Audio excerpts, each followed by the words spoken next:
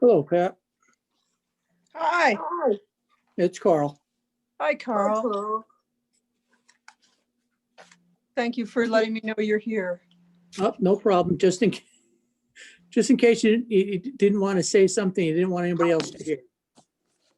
No, we've got Kurt's on the line and you and Lindsay and Sandy and me at the moment. Okay, very good. Hello, everybody. Cal, how are you? Good, thank you. How are you? I am good.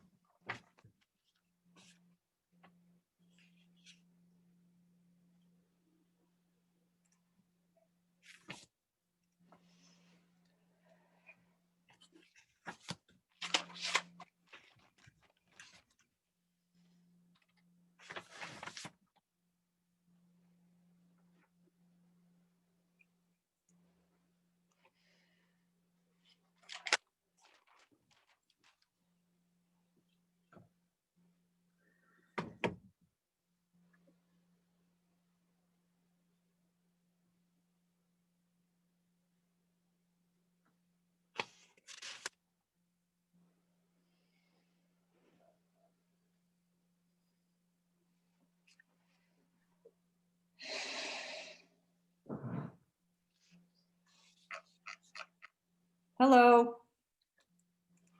Hi, Judy. How are you? Good. How you doing? I'm doing okay. Doing good.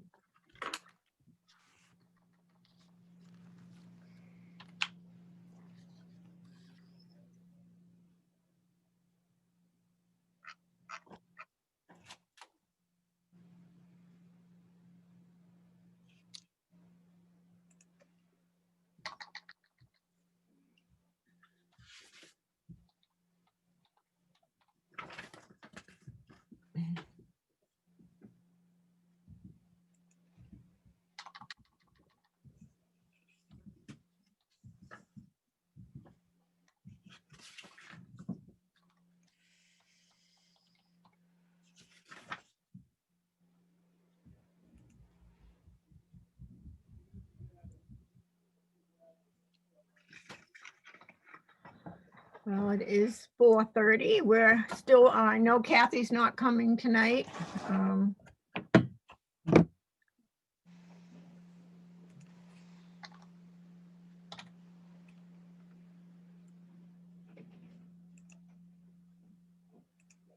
What else are we missing? 1, 2, 3, 4.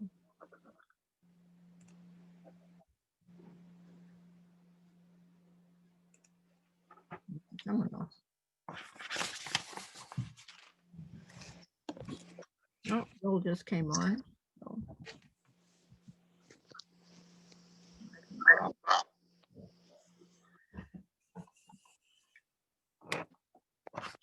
All right, let's open the meeting. Today is November 16th.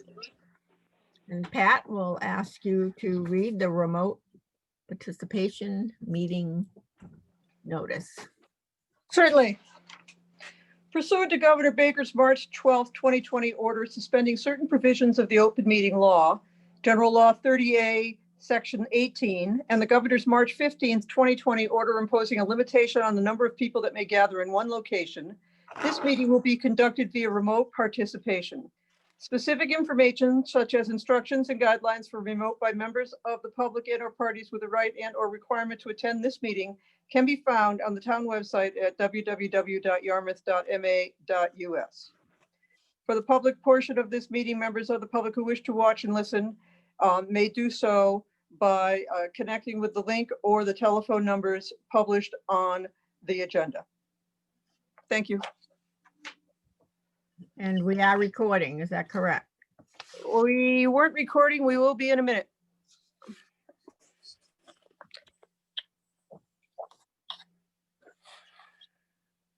Okay, so I think that requires a roll call vote.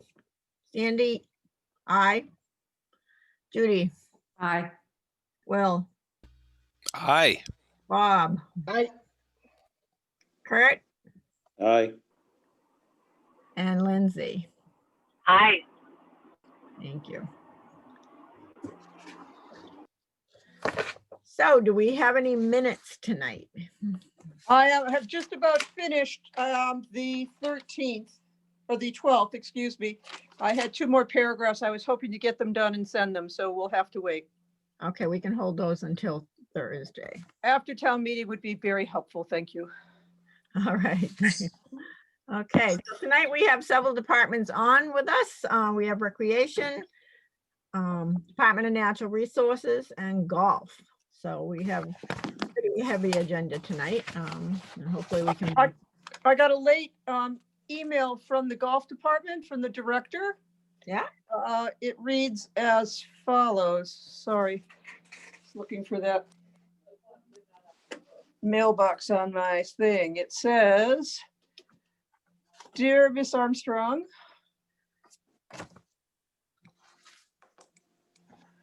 we are experiencing difficulty getting all of the pieces together for the work needed for Bayberry Clubhouse for FY22.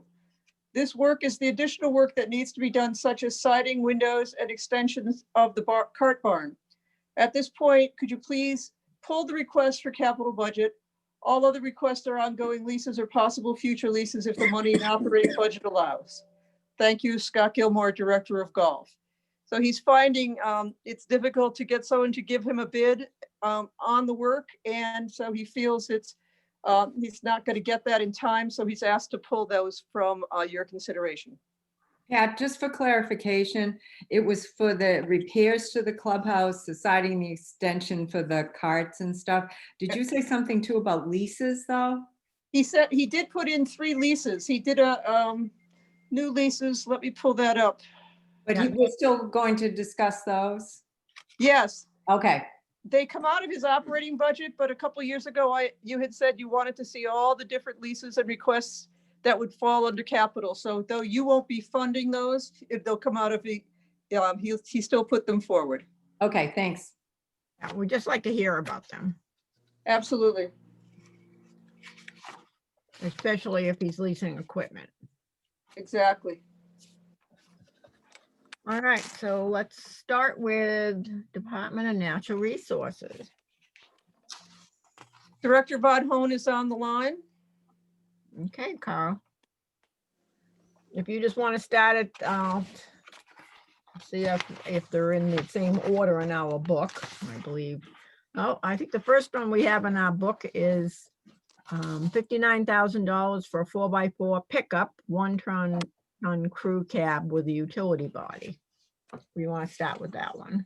Sure. I have a number of items. I think Recreation only has 2, instead of her being forced to sit through listening to my voice, you may want to shift to her and take care of her 2 items. Sure, I gotta find it in the book, though. I'm more than happy to go on, but I It's think the this will next- be good for It's the Amy. next section, Sandy. They should have been stapled as a group.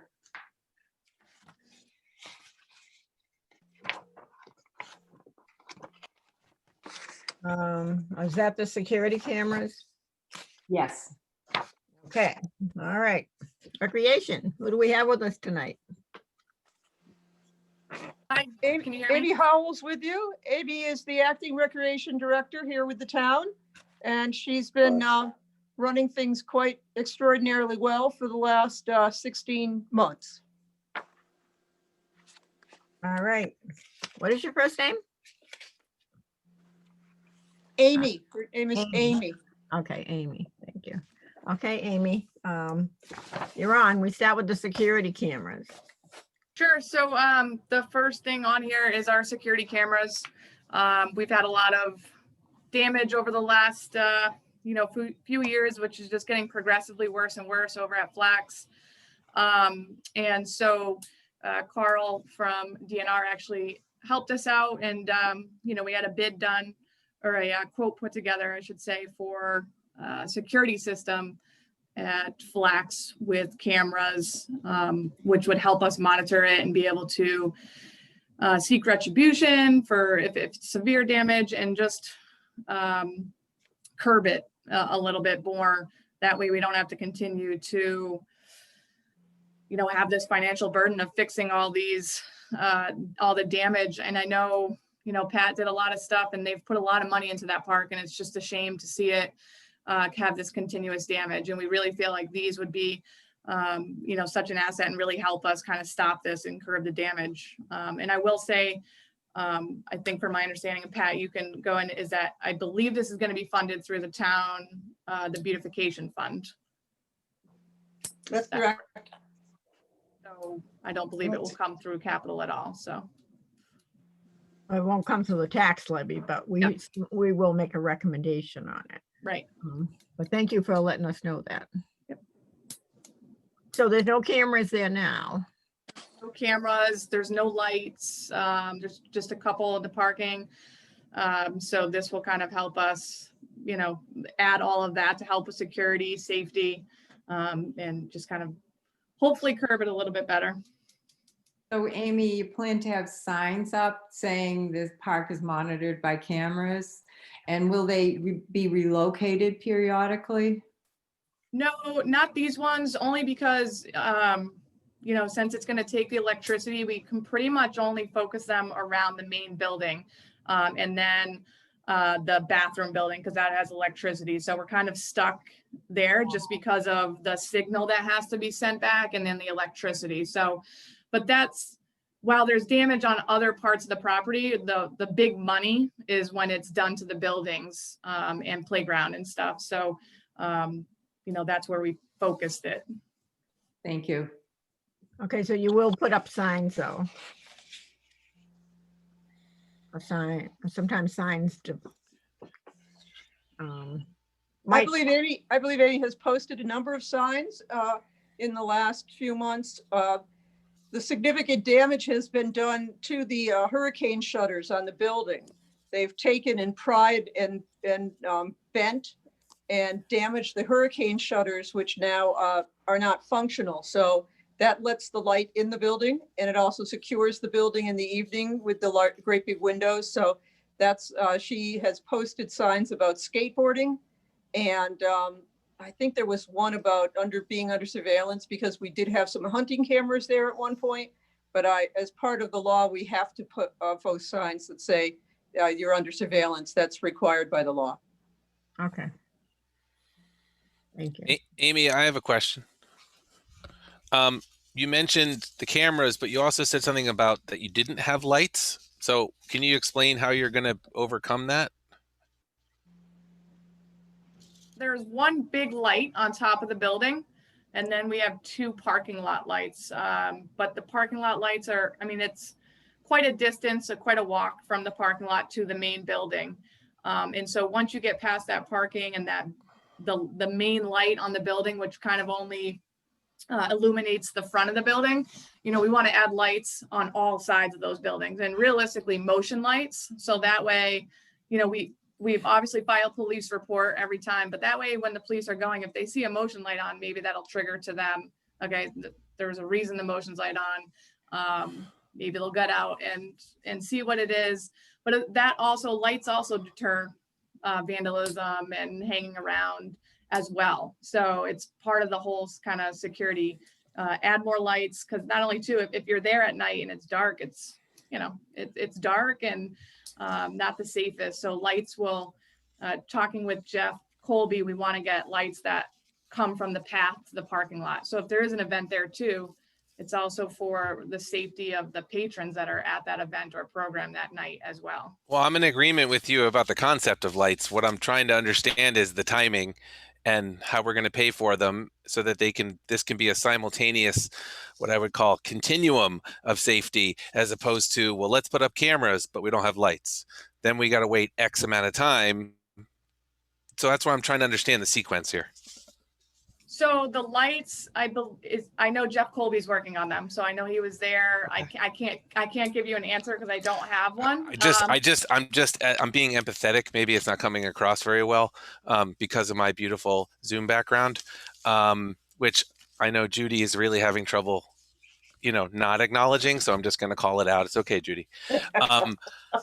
It is ridiculously cute.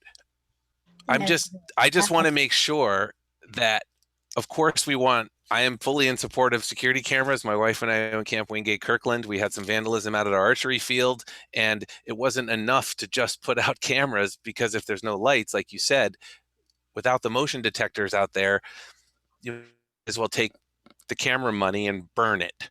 So that's why I'm concerned. I don't want you to be filming things that can't be seen, and also not deterring the repetitive nature of the crime.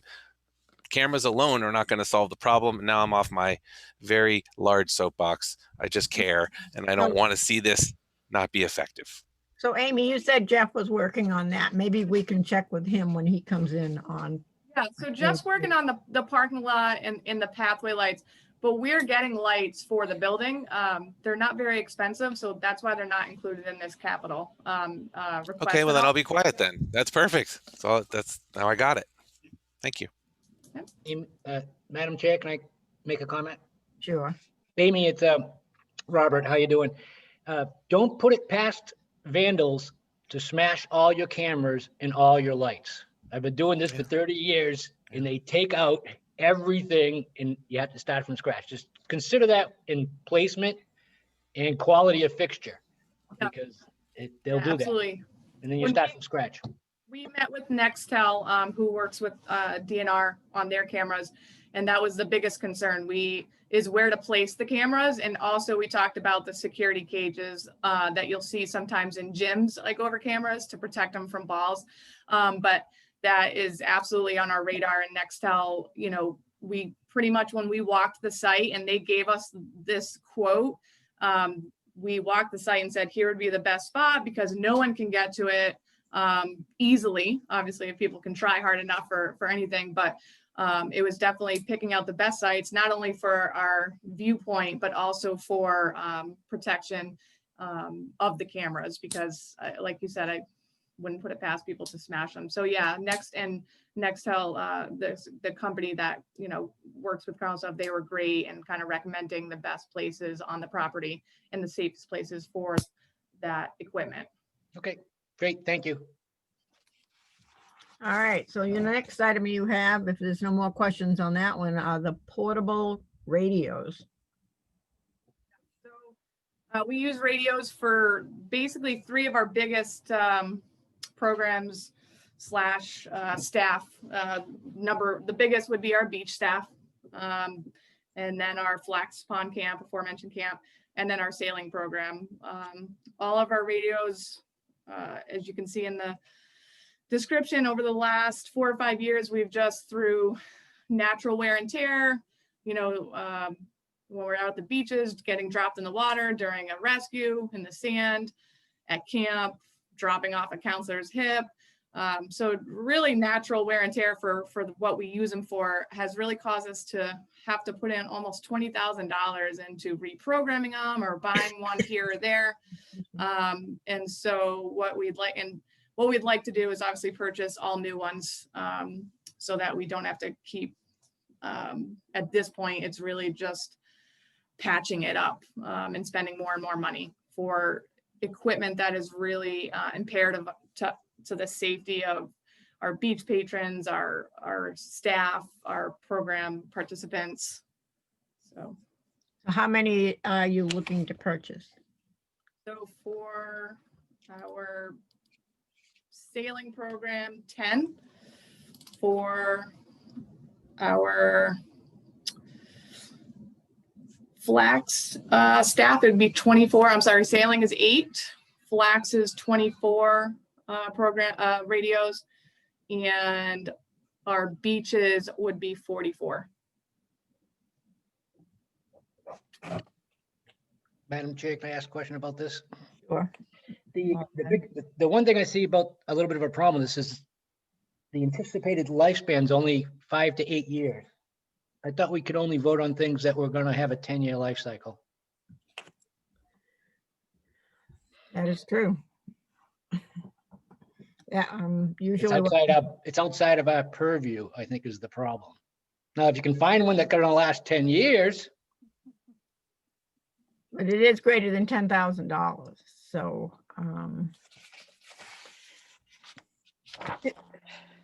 Madam Chair, yes. Pat here.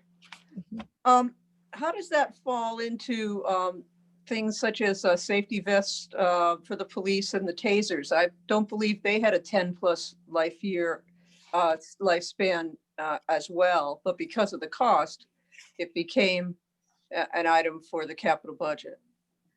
Yeah, and I think we're gonna find that moving forward, and when we look at some other items too. I'm looking at one right now that says useful life 4 years, but a lot of times they group things like this and brought it before us, and, you know, we have commented on that. But they do have, it is over $10,000.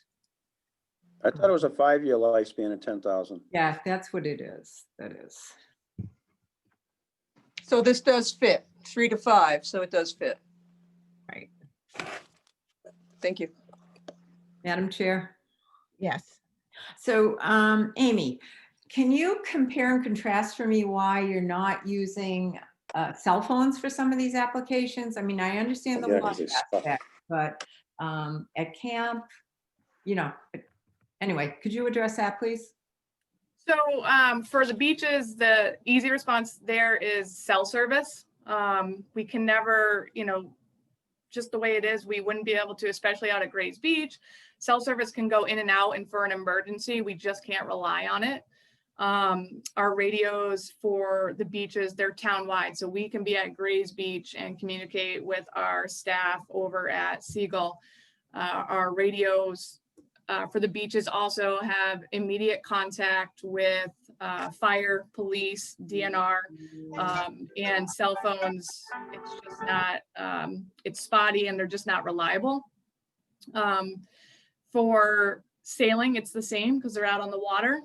And then for camp, where again, they're at Flax, so cell phone use is going to be spotty, but we also, it's more optics. I don't want a bunch of 17-year-old staff members just having an excuse to have their cell phones out, and I'm just texting the camp director. So as much as I appreciate my staff and they work great, I also don't trust that to be their mode of communication with each other and with our director there. Is there a monthly service fee with these radios like there are with a cell phone? So that's another reason why cell phones probably wouldn't work.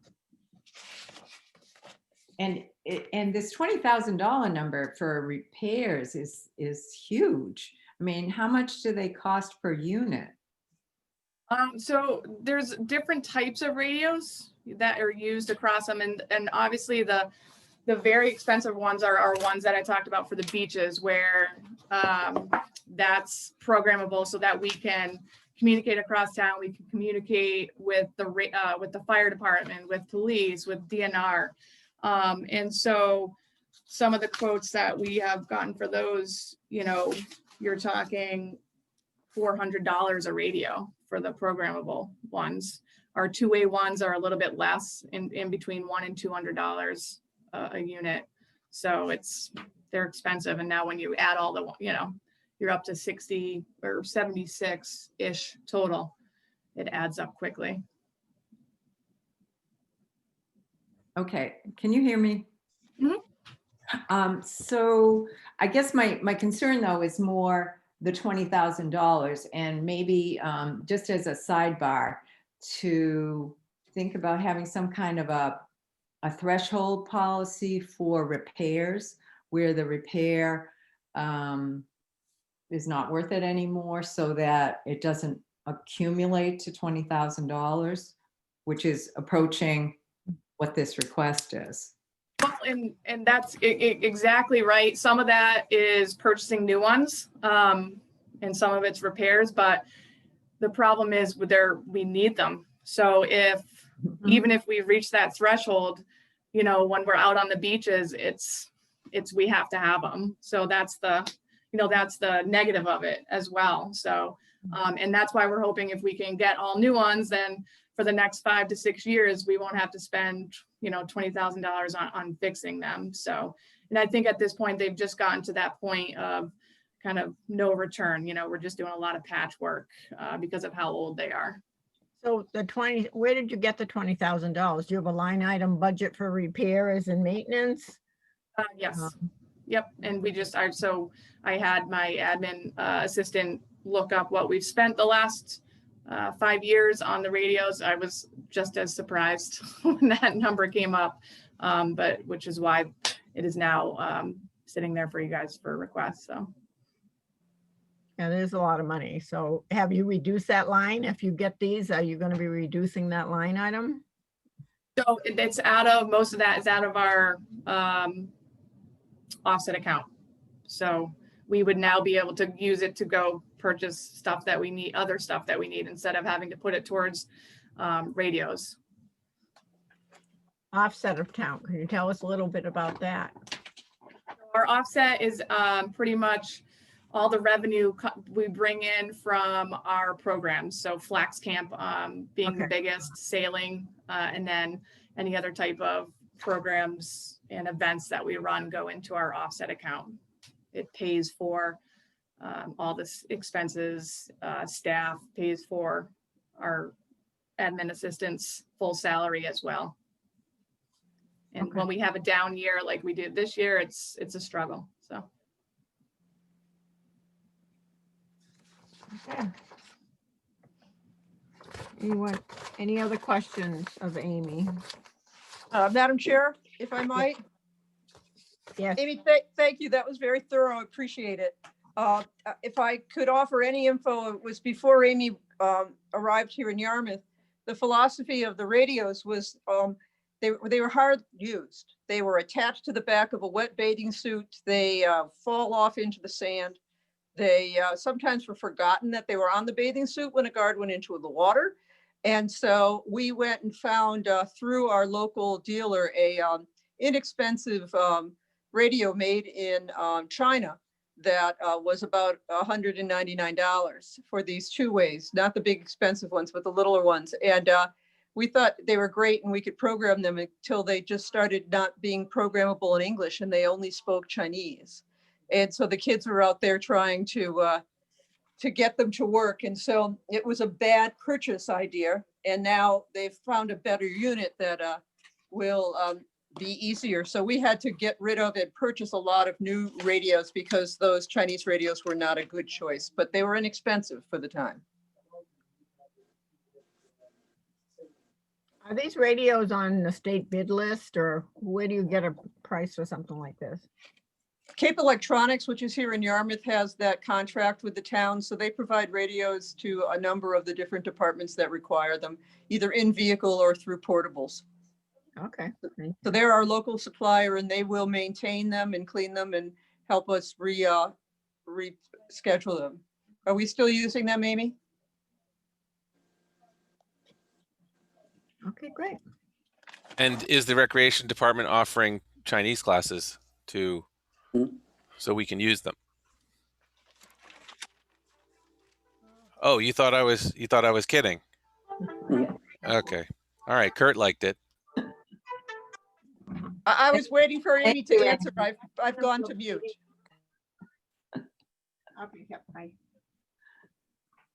Sorry about that. All right, so moving, well, I think we're all set, Amy. We don't make our recommendation tonight. We do that. I have a couple of questions. Sure, Kurt. Okay, sorry. You know, we talked about the new public safety radio system coming up and being adaptable to the new system. Will these radios also be in that same category, especially if they're going to communicate with public safety? I honestly don't know what you're referring to, so I wouldn't be able to answer that. Okay, we have a bunch of radios we've been purchasing or putting money aside for the new radio system, especially for PD, because apparently they're going to change the frequencies in some time in the near future. Every year is this year, but it hasn't happened yet. So I'm just curious if you have, some of your radios are being used to communicate with them, that these would be programmable to whatever that frequency was going to become. I guess. I do know for the police department, we actually communicate with them through 559, which isn't the frequency that they use when they're out on the road anymore. But they still monitor the 559. So I don't know if that will change. I haven't been told.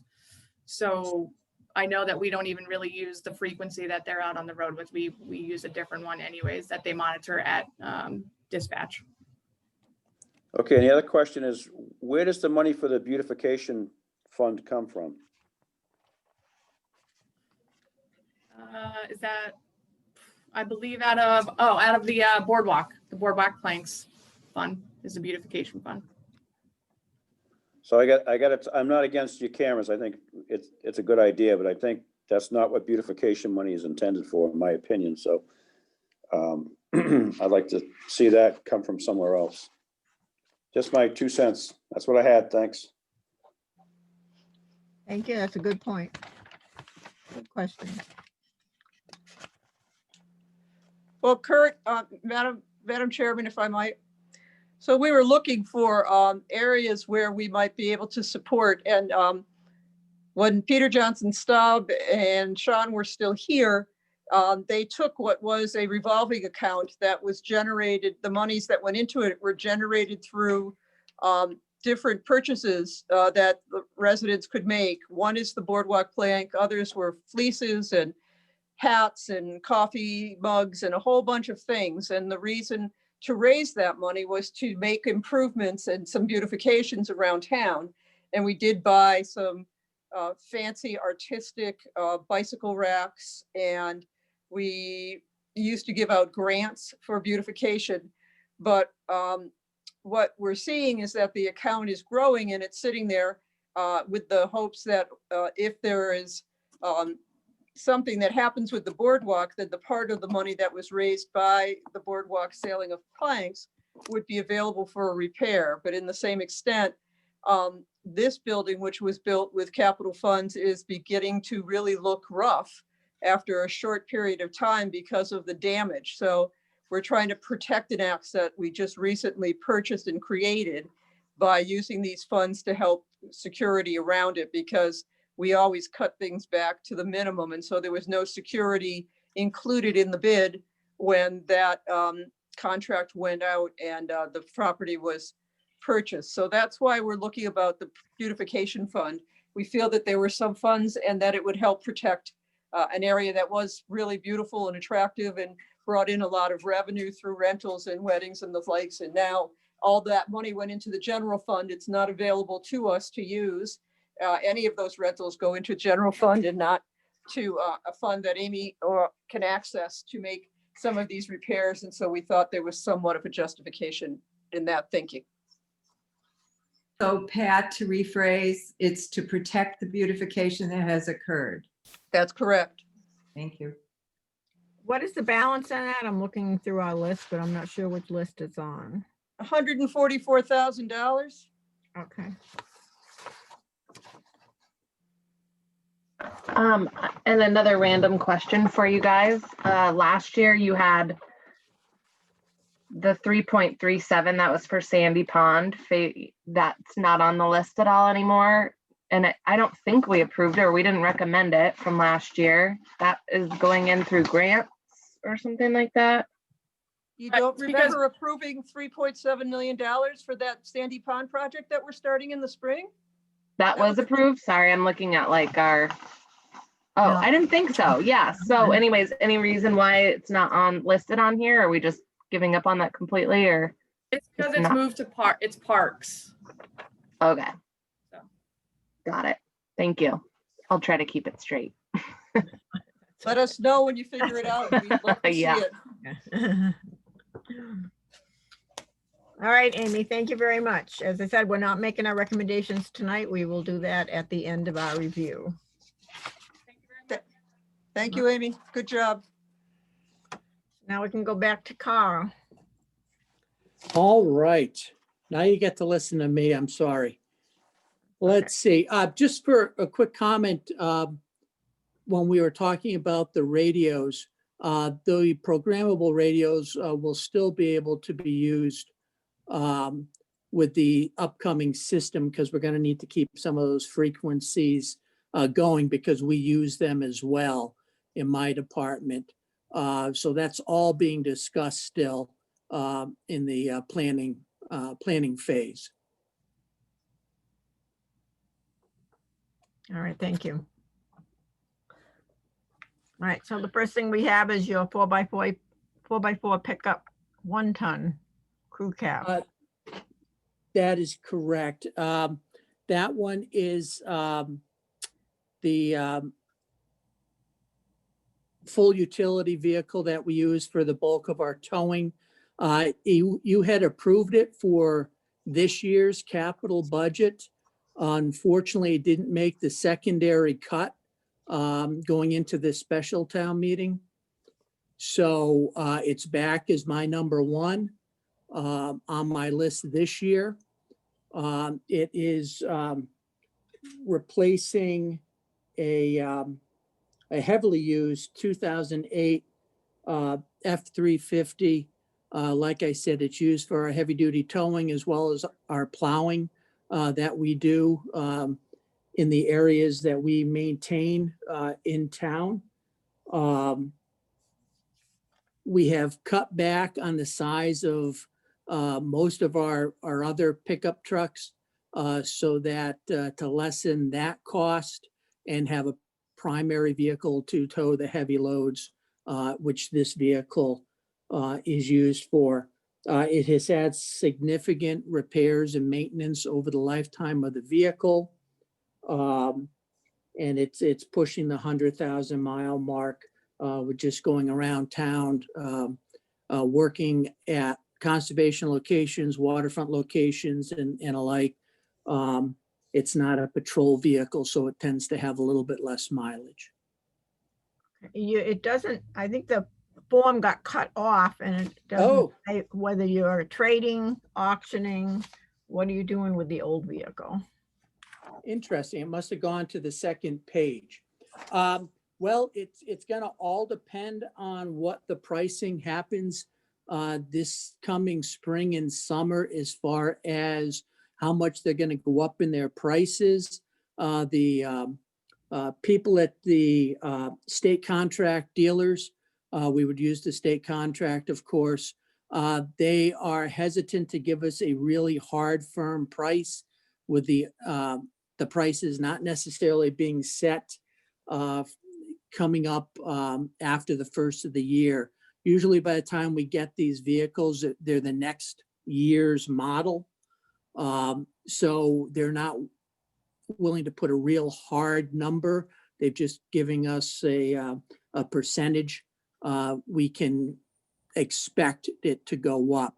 So what would happen is if for some reason we have enough to buy the vehicle outright, we would in turn go to auction with that vehicle. We tend to get some pretty good returns at auction versus the trade. But if for some reason we're that tight to the cost, we would tend to use that as the trade to try to bring that price down to our budget. Okay, thank you.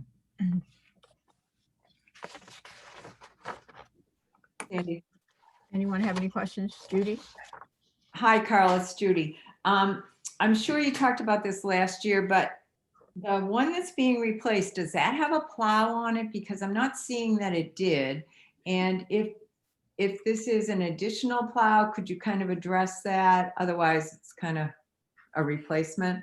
Thanks. It is. It's a full replacement in kind. So the one that we have does have a plow on it. It does the bulk of our plowing. So yes, it's pretty much identical to the vehicle that we have. One conversation we had last week, Carl, had to do with Fords and the deterioration that they experience. Has that been your experience in your department? You know, for how long I've been doing this, some 34 years, the whole discussion of Ford versus Chevy. We have both in our fleet of vehicles. We have Chevys and Fords. For the heavy duty work, well, let me backtrack. We usually got Fords because for the longest time, that was the only state bid or government bid that was out there. We have seen just recently where it's not just Ford, and now there's definitely a Chevy dealer. Liberty Chevrolet is now on the state bid list, but they're also opening the door to some of the other Toyota, and I think I heard Dodge is going to be on this year's state bid list.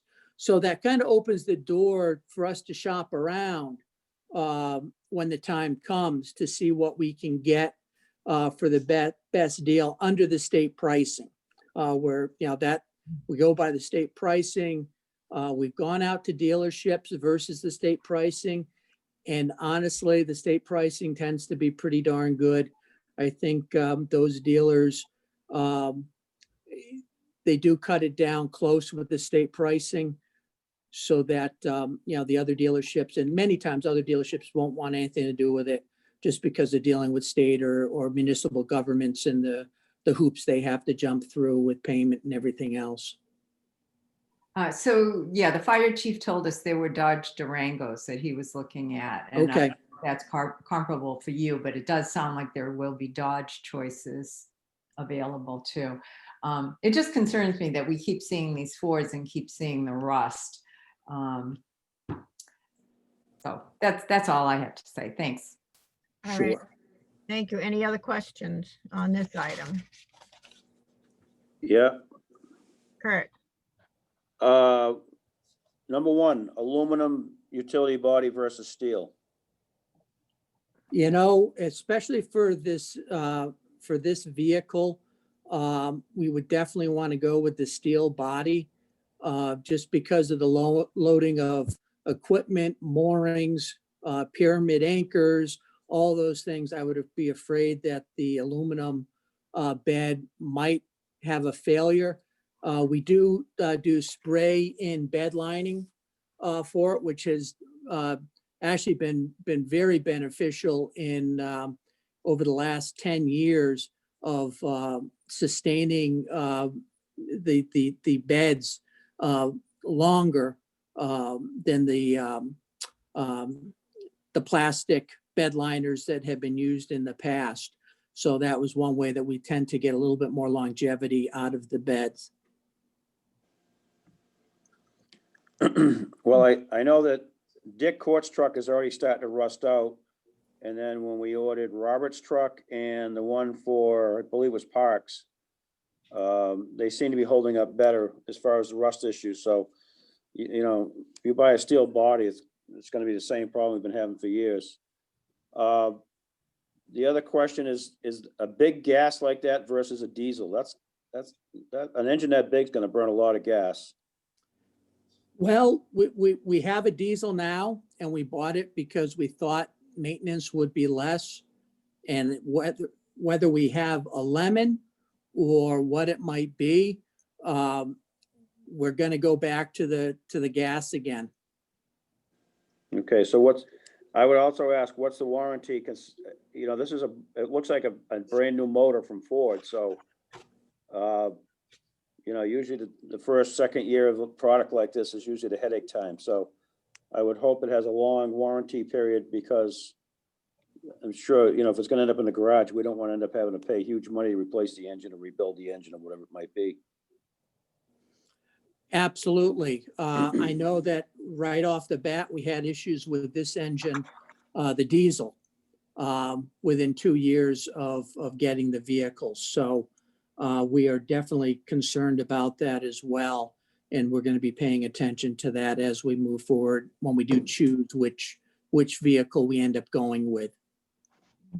Which diesel do you have now? Is it a 6.0? I believe it is. Yeah, I'm not positive, but I believe it is. but there's a good example right there. That was gonna be the replacement to save the world on diesel engines, and when Yeah. it first came out, it was nothing but a horror show. Correct. Okay, All I guess right, that's my questions on that. thank you, Kurt. Let's move on to the next item, as we have quite a few left to go. Yes, the next item is the replacement for the animal control vehicle. We've for years had cargo vans or econo vans. Trying to sterilize those and keep those clean have been very difficult. So the last time we ended up going in 2014 and getting a Chevy pickup truck and putting a AC unit in the back and putting a cap on it that we could have doors that we go up the steps and into, giving a better utility to the vehicle.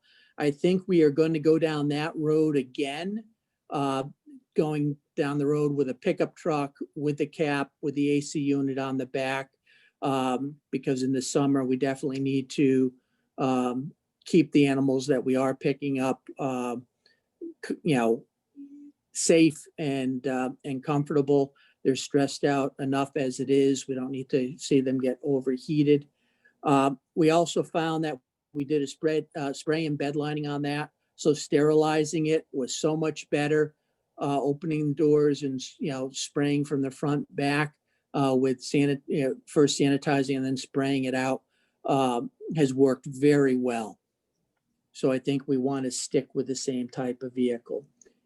It also, having an econo van, we tend not to be able to find four-wheel drive, at least at a reasonable price.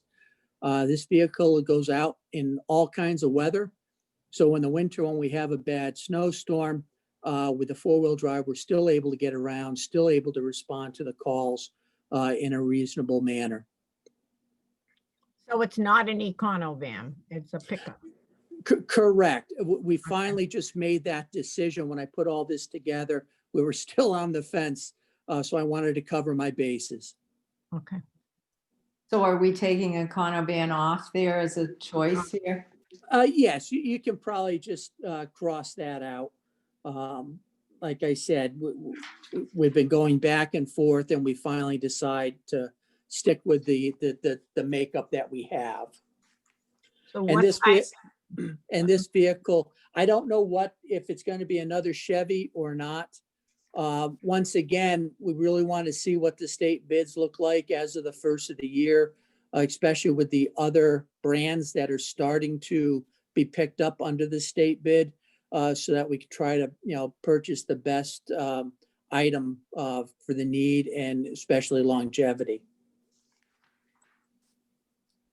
So it's You'll also see that this is a patrol vehicle, so the mileage is about 141.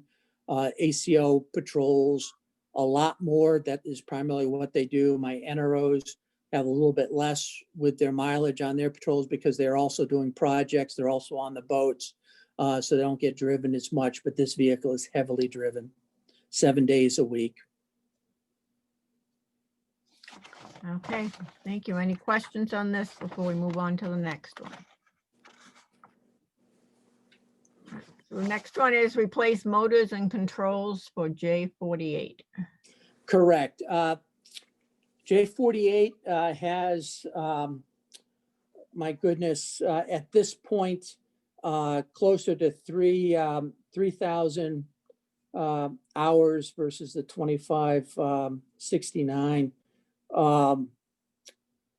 It's, we're using these boats because there are heat components within the curtain cockpits of them. So we're able to utilize them a little bit longer in the seasons. This year, we're still seeing boating activity. We're almost double call volumes this year with emergency response and aid calls. People socially distancing out on boats was huge this year. Everybody bought boats, I think. They should have a very good year come the end of the year at the marinas and boat sales. But it has twin engines on it. Evinrude, which was bought out by Bombardier a number of years ago. Bombardier has or is discontinuing the Evinrude motor. So we need to shift to another brand of motor. One of the motors that a lot of the state and federal agencies are using right now because of the durability are the Suzukis. The issue that we have when we need to shift to a different type of engine is we need to put new controls on them, which is the shifter and the throttle and all of that. So that's going to be a little extra money when it comes down to purchasing the engine. Also, we are looking at, with this one, it's the same horsepower in some other boats that will be coming up or engines will be coming up. It will be slightly larger or slightly smaller, and that's simply because of their capabilities. But we've already replaced on both these engines, the lower units and one power head. So it's very, very high on my priority list in order to keep this going. If these boats go down in the summer, we have areas that aren't being covered or may not be covered and unable to respond to emergency calls. So our boat engines are very important to us. So that is the J48 engines. Any questions on that? Yes, I have a question about this annual maintenance of 500 to 1,500. Is that accurate? And what does that entail? Yeah, the range is, and I'll know when we go to what engine we're actually going to be purchasing. Brand new engines really have some pretty minor maintenance, barring anything happening as far as spinning a prop or whatever it might be that might get a little bit more costly. If we hit something submerged in the water or whatever it might be. So that price could be as low as 500. As we go into the season, we're doing a lot more of this work in-house. So we're purchasing water pumps. I happen to have an assistant harbor master who used to be a boat mechanic at a marina. So it's costing us much less to do this maintenance.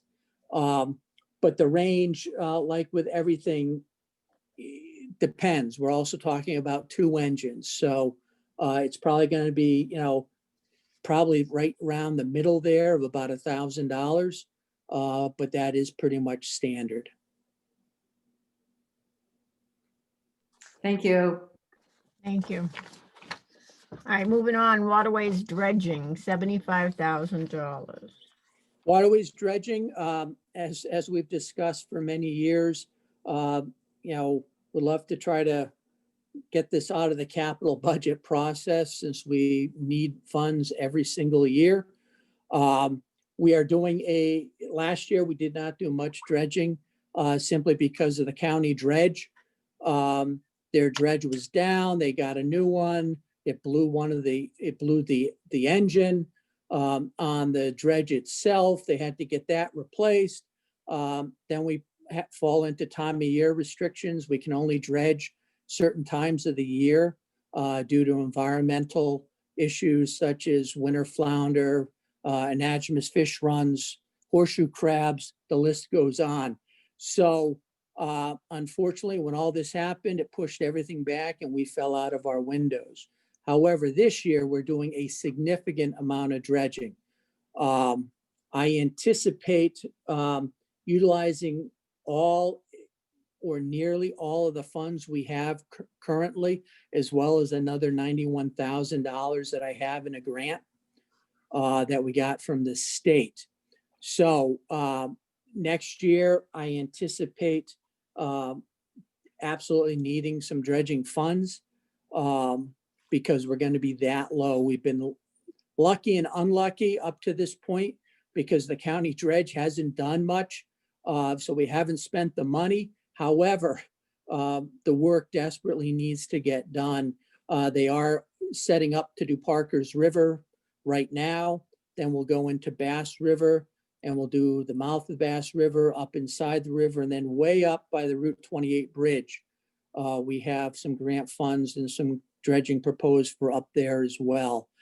So we're looking at, my goodness, probably close to between 50 and 80,000 cubic yards of sand, and most of that being placed on our beaches. Okay, so you have 50,000 on the special town meeting warrant coming up, Correct. and I see 162 in the account, but you say you're gonna be using.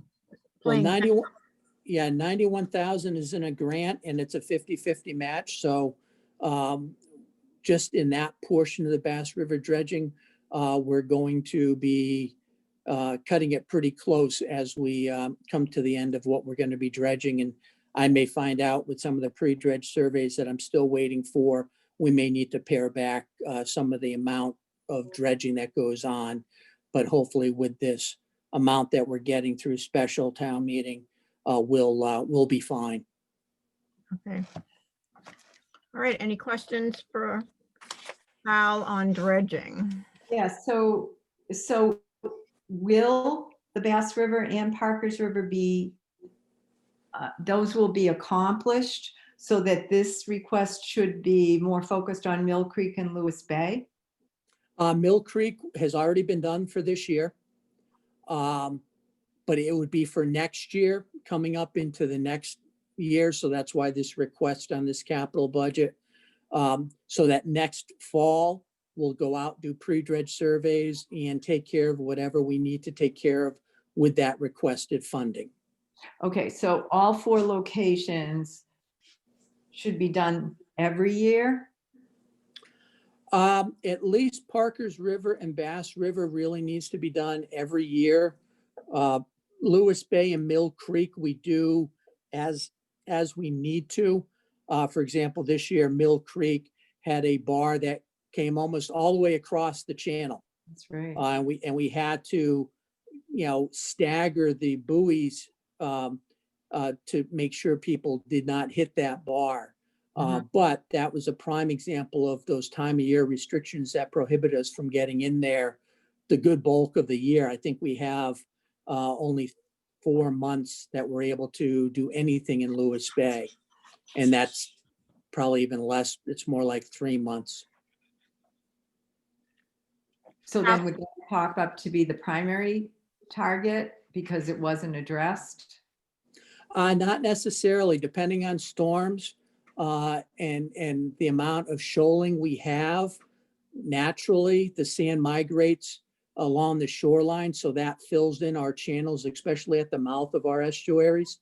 So those, we could have a year with a predominantly north wind and we'll have less shoaling. But the last handful of winters, we've had predominantly south winds, which has been raising havoc for all of our south side facing estuaries. Okay, thank you, Carl. You're welcome. Can you update us on the permitting, where you're at? Yep, we're in the permitting process. We just finished pulling together a lot of the pre-permitting information. We are hopefully right after the first of the year, if not December, we'll hopefully have a permitting agency meeting. With this being just re-permitting, we're hoping there's not going to be too many surprises. But with the permitting agencies, we've seen a huge turnover of their staff. So a lot of them are pretty green on these projects and these types of permits that we're asking for. That's why I pushed to go to a 10-year permit 20 years ago for Bass River, and then 10 years ago, a town-wide 10-year permit. So we only have to do this once every 10 years because it is time-consuming, labor-intensive. I know that there are still town of Dennis is still working on getting permits, and they're going into their 3rd year. So, but we are moving forward well. We're well into it. Good. All right, thank you. All right, the next item is something we've seen before. The Lewis Bay flushing study. Last year, we did not recommend this. I guess we were looking for more information, more collaboration. Maybe you can update us on that. Sure. We have definitely been looking at more collaboration, trying to get some grant funding going towards this. We unfortunately have not had a lot of success with that. A lot of the grant opportunities are for coastal resiliency and not looking at the overall health of some of our embayments. So we do continue to move forward this. There is a group that is forming in Lewis Bay called the Friends of Lewis Bay. They are interested in trying to help us secure funding as well and support. So we're still moving forward. We're still looking at those options. But it's one of those things where a lot of times, unless we get preliminary information that this study would do, other money isn't going to necessarily open up for actions to make the improvements. I know it's been asked several times if there's been any discussion with Barnstable on this, since they're affected by it. Are they looking at anything for Lewis Bay that you know of? They are not. We've tried to, I've talked with them time and time again, especially since part of the Smiths Point Egg Island area actually falls within the town of Barnstable. But they also are sitting back saying, well, if we don't know we have to do something, then why are we even coming to the table mentality, unfortunately. So I think there will likely be a change in that because of the, pardon, I have someone coming in, so I'm going to mute myself real quick.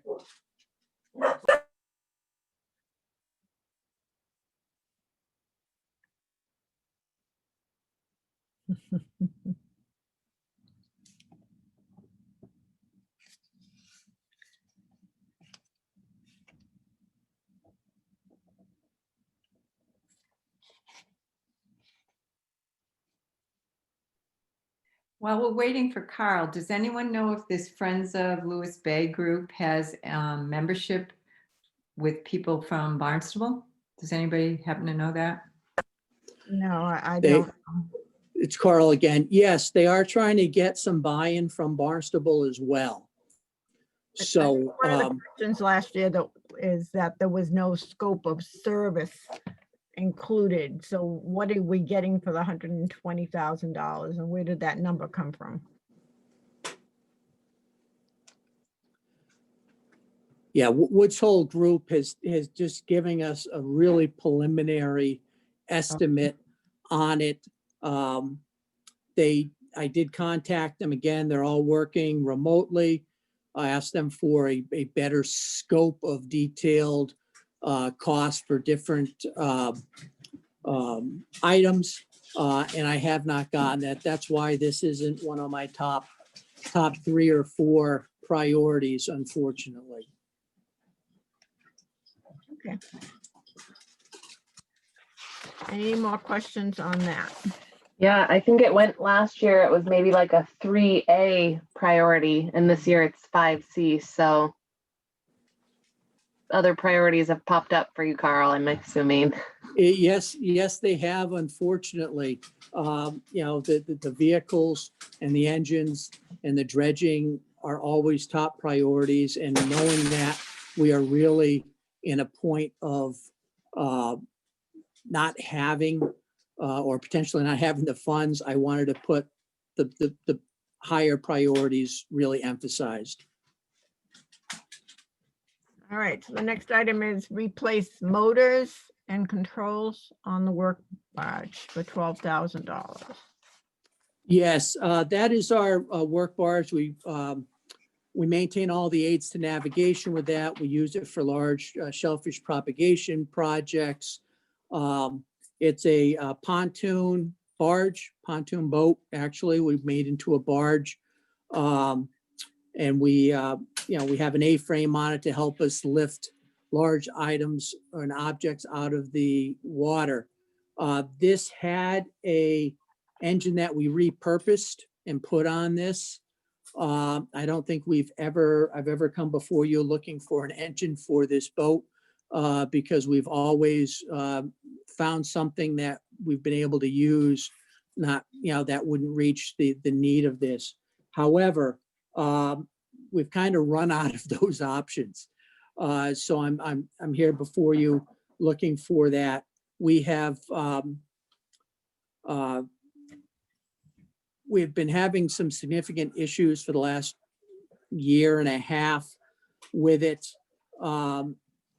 And not positive, but we think we may have gotten to the issue. Then again, we're talking about a 2007 engine.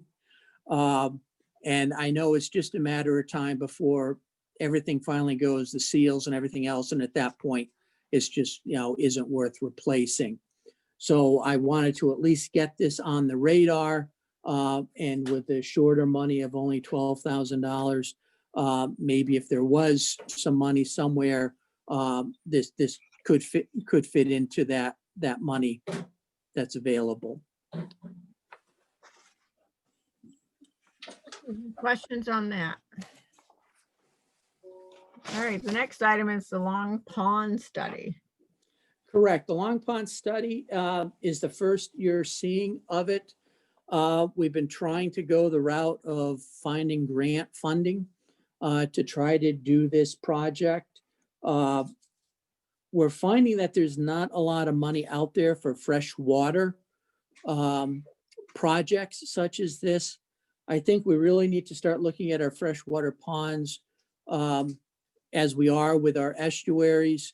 Because of the nitrogen and phosphorus that's going into these ponds, I think we're seeing all the ponds having more weed issues and, you know, needing some attention to see what we may be able to do to improve the quality of the freshwater ponds, because I only anticipate the water quality in these ponds to get worse over time.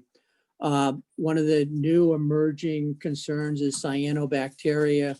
You've probably heard about it, seen it in the news.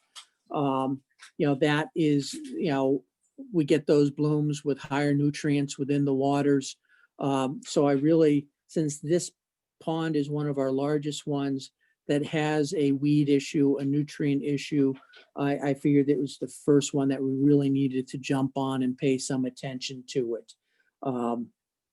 But the price tag is rather steep, simply because we really want to take a look at the overall health, not just with the water quality and nitrogen and phosphorus levels, but the amount of vegetation, how much siltation we've had in the pond over these years, what's the water depth, what's the species that are still in there.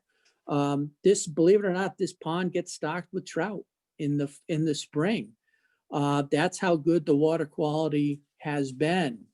but we are starting to see a change. So, we're still looking for grant funding. As I've said in the past, one of the hard positions that we all get into when we apply for grants are having the money that we can say we can do the match.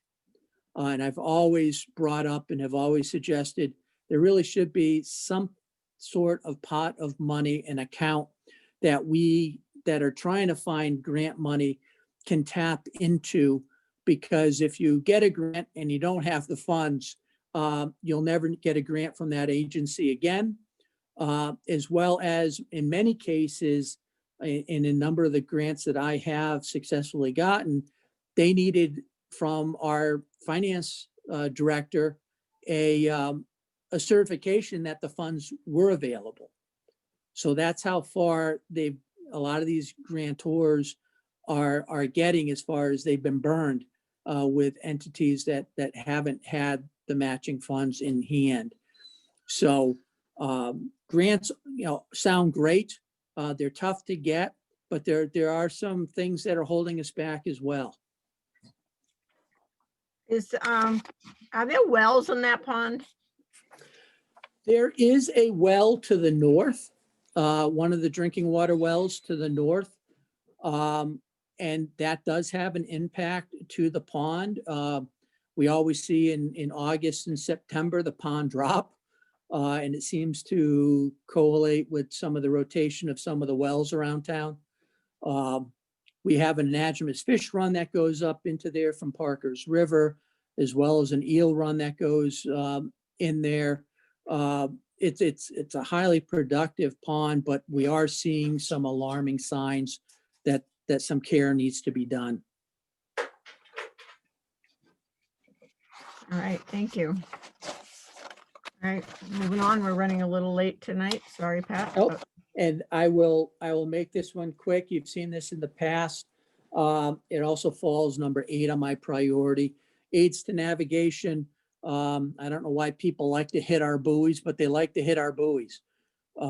It's amazing on how many buoy strikes we have every year. We've gone to a different type of buoy this year. So I'm hoping, we'll do some evaluations on those.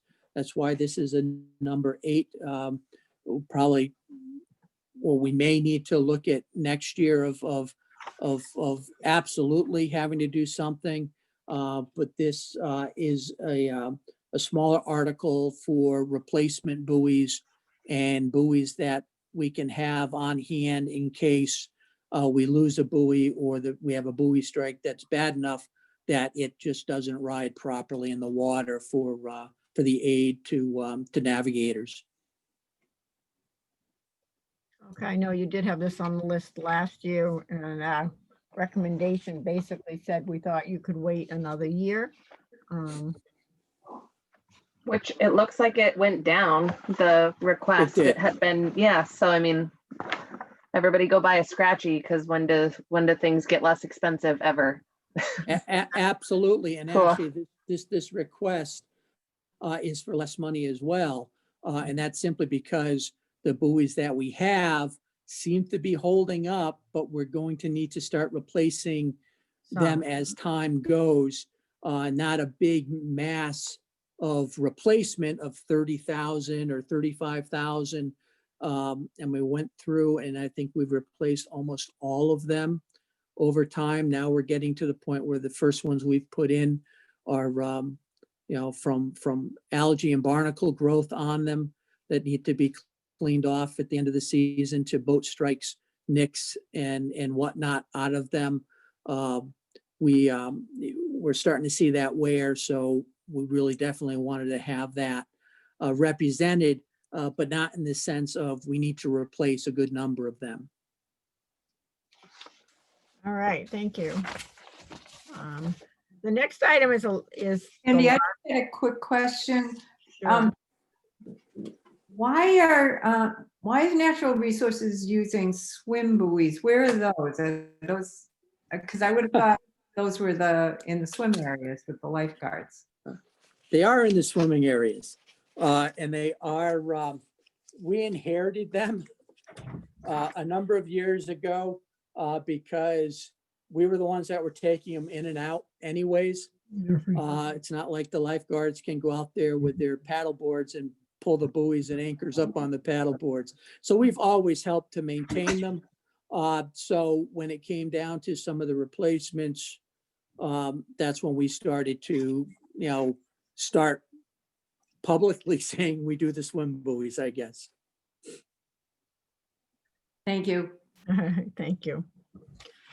All right, so the next item is something we've also seen before, that we've reviewed, and that's the coastal infrastructure repair. We've tried to make a recommendation on that each year, but I don't think I'm not sure if the selectmen had any conversation on it. I do have one question on this though, Kyle. Breaking that, you have it broken up into pieces, like, Windmill Beach is $190,000 and Bass Hole is $340,000 and so on and so forth. And some of them, would it be better if we looked at this individually rather than, and chip away at it if we could? Or Pat, maybe you can tell us if there's been any discussion as far as the board is concerned on how we're going to address waterways infrastructure where we don't have a plan. Well, I think Carl could tell you that the infrastructure, coastal infrastructure has been a big concern and initiative with the Baker Polito administration, and they have been talking about and creating a long-term grant and plan in order to assist communities who have not had the ability to maintain that infrastructure over time. So I know Carl has been a part of 2 or 3 different workshops about that on a statewide basis. I know that I went to 2 at Holy Cross and Worcester in the last 2 years, and we're expecting that the state will be funding, but possibly not funding completely, and we're going to have to do some matches with this. Okay. That's good to Yeah. hear. Good to hear. Carl, Yeah, are you in agreement with that? Yeah, there has been a lot of discussion. We're not the only community that is at the point of some of our infrastructure needing some bigger help. To be honest with you, some of our infrastructure was built by the state many, many, many years ago, back in the 40s. Just like our breakwaters and groins out along our shorelines, they've all walked away. Those were all built by the federal government and the states. So they have really walked away. I've been very involved in trying to get this back onto the table at the state level through coastal zone management, as well as from the governor's office, Seaport Council, the list goes on. And we're not the only ones that are looking for this assistance. Also, I know that there has been some discussion. Ed Centio did mention to me briefly that there was some discussion looking at trying to look at the debt drop off and some of the funding that might become available from there to start putting some funds. I don't know where that's at this point. But, sooner or later, I mean, Bass River Beach is one of the ones that I'm most concerned about. It's also one of the bigger price tag ones, but we have a large section of Bass River Beach that is protected from Bass River with their long revetment wall, which we're getting washouts in. So we're going in, we're piecemealing, putting filter fabric in, backfilling, trying to just keep it going until we can actually reset the wall itself at that much larger price tag. We have a number of our beaches that front Nantucket Sound with stone revetment walls. It's just a matter of time before we finally have a washout. In turn, the ground behind it's going to collapse and we'll have these sinkholes. So these are things, and we've been looking to try to get this resolved for many years. For those of you who've been on the committee for a long period of time, you've seen it. So we are still trying to find and keeping our fingers, you know, in the mix to try to get in line for any state money, but it just isn't there yet. And as Pat said, and as I said previously, we're going to need some sort of match. We're going to have some skin in the game. So money is going to need to be there, whether it's some that drop off that sits in an account waiting to be used or whatever it might be. But this isn't something capital budget can necessarily cover. No, and we did recommend last year the creation of an annual appropriation for waterways similar to roads. Right. I think we've done that for several years, but we're with you on this. We Yeah, just need money. I appreciate that. You've been very supportive of our projects, and that's greatly appreciated. All right, well, thank you very much. And we're not making recommendations tonight, but you will hear from us in a few weeks. We do make our presentation on December 1st to the selectmen. No, very good. Now, there is also Run Pond that's still in the packet. You've all, or most of you have heard on that one as well. Another project's in the millions of dollars range, but we're in the same boat with that. So I thank you very much for your time, your consideration, and your support. Have a good evening, and thank you very much. And if you have any questions, please feel free to reach out to me. All right. Thank you, Carl. Always do a Thank you. great job. Thank you. Thanks, Carl. Good job as always, Carl. Yep, Thank you, Pat. Have a nice night. thank you, you too. All right, so we have golf. Do you want to give us, he's not here tonight, right? Scott is not here tonight. That's correct. But Oh. I will do my best to represent his submissions, and we can go from there with questions that I can go back to him and get answered if we're not pleased with mine.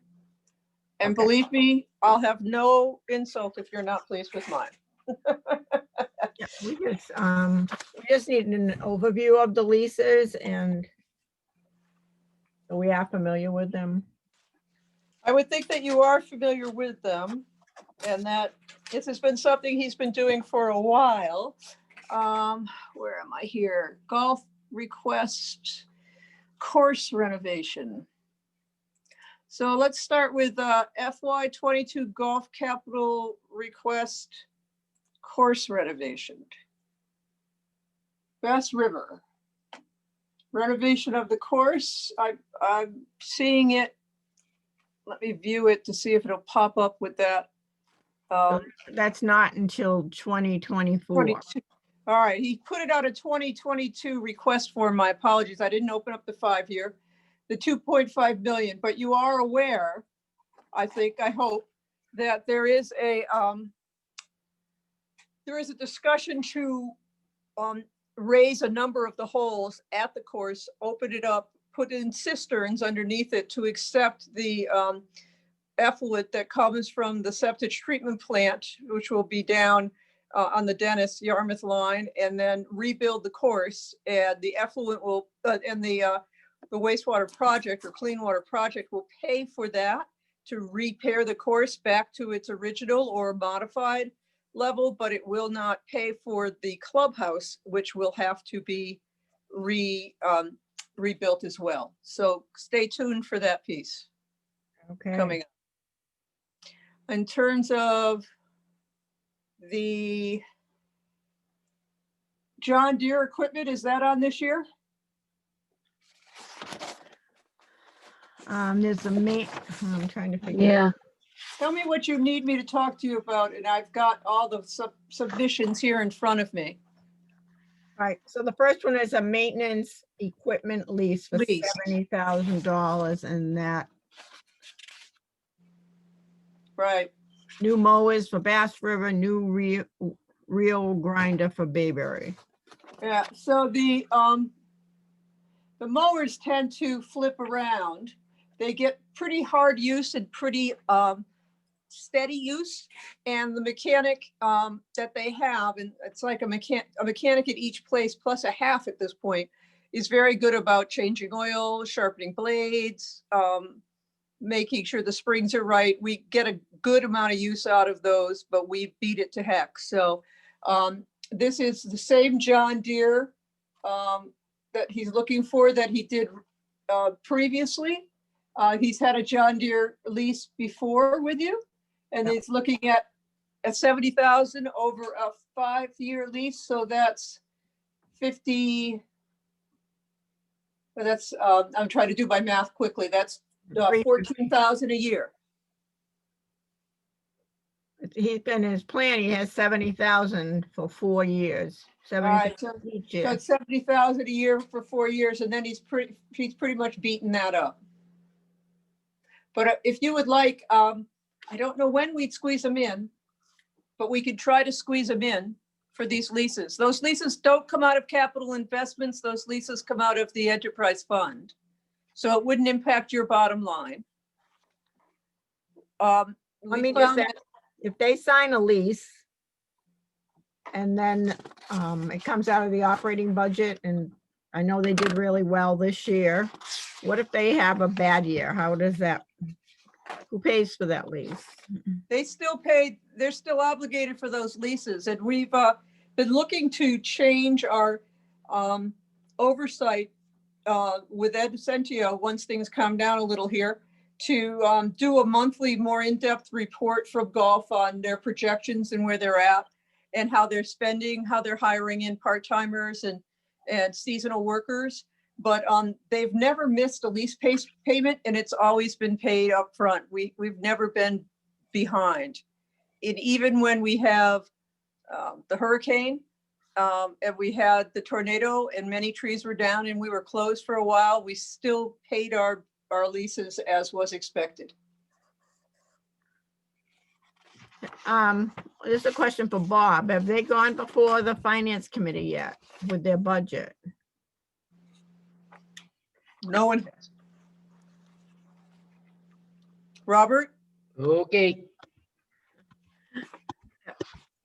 I'm back. All right, that's okay. Have they gone before the finance committee with their budget? I mean, maybe we could, Which budget? the Golf, golf budget. No. I don't believe so. And I don't even know when they're on the agenda, but I'll find out in about 7 minutes. Okay, all right. So We maybe have you a- can we have a find that meeting in out. se- we have a meeting in 7 minutes. All right, so maybe you can find that out and let us I know will. on Thursday's meeting, and maybe we can tune into that. And I'll Really? email, And I think I'll we need email some everybody clarity. the answer. I'll email it to you, Sandy, and Pat, and you guys can decide what to do with it. Okay. I think we also need clarification on this $70,000. Is that the amount divided by 5? Or is that times I 5? think so. I think it's times That's 5. a huge difference. I think it is times 5 because the mowers they use aren't like the ones at our house, right? So Right. they've got those, 48-inch, they've got those decks that are 6 or 8 feet wide to do the fairway mowing and stuff. So that's all part of this. I'm sorry, there's no backup information. I will talk to him and get more information on this for you. This, All right. I got a phone call 10 minutes before the meeting to say he wasn't coming.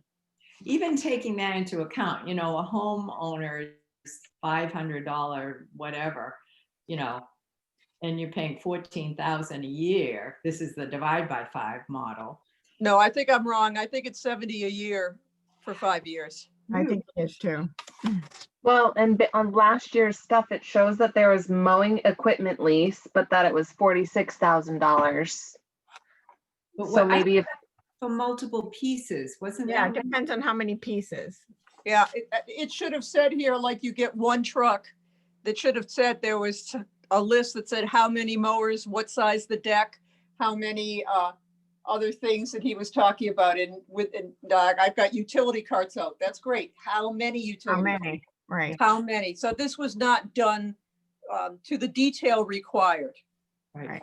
Okay. All right. So if you talk to him and get that for us, Yes, Um, ma'am. and then we'll talk about it on Thursday. If we can fit him in or. We'll make it happen. Okay, so we don't make a recommendation on this on December 1st anyway, so. But we do need to know the detail.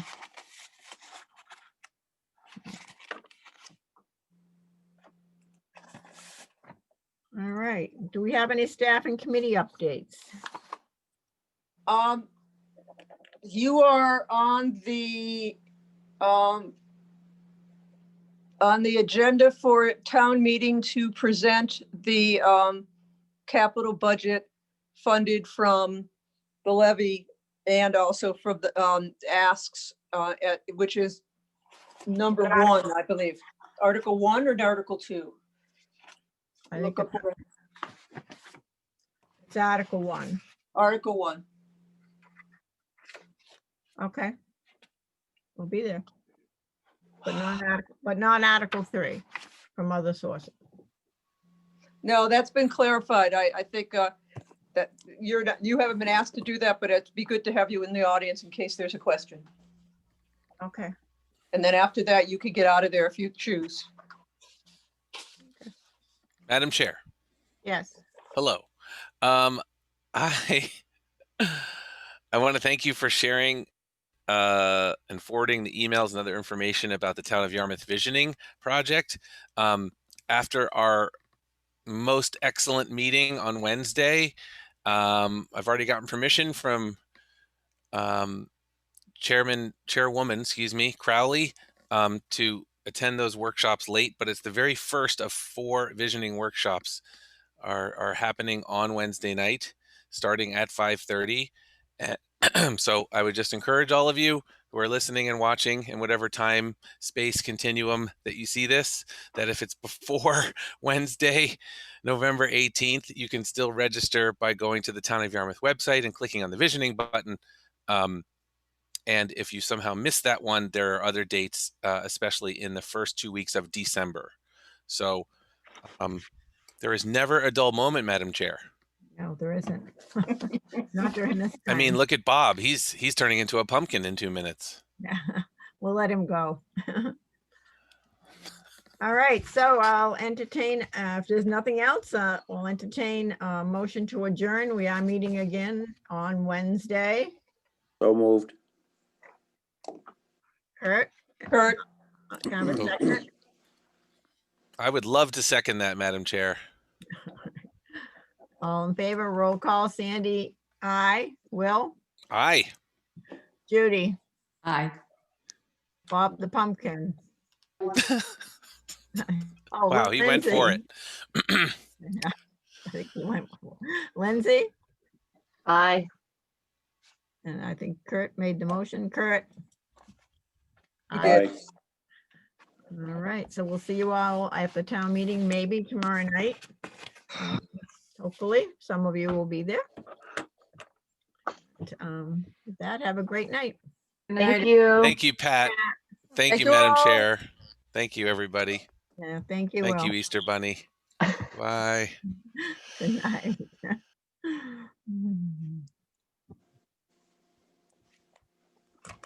No, this isn't working. Please, please, please, I'm leaving.